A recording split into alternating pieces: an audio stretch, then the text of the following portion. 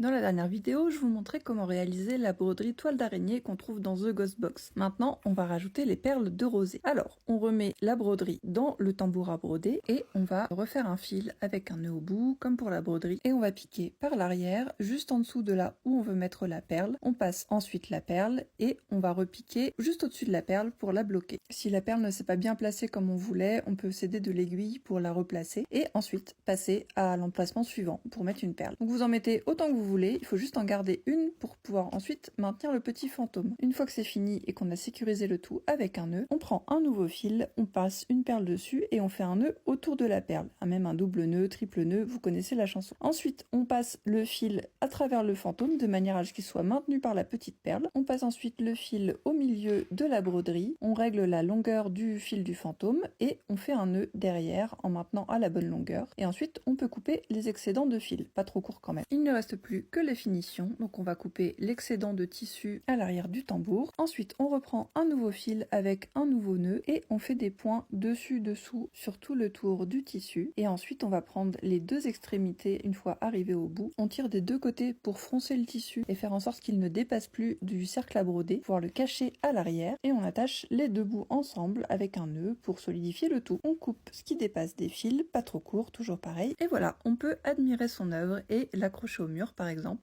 J'espère que ça vous plaira, en tout cas moi j'ai adoré le faire, c'était ma première broderie et je suis trop contente de pouvoir la partager avec vous. N'hésitez pas à me dire en commentaire si vous avez besoin de conseils supplémentaires. Et sinon vous pouvez retrouver donc cette broderie dans The Ghost Box.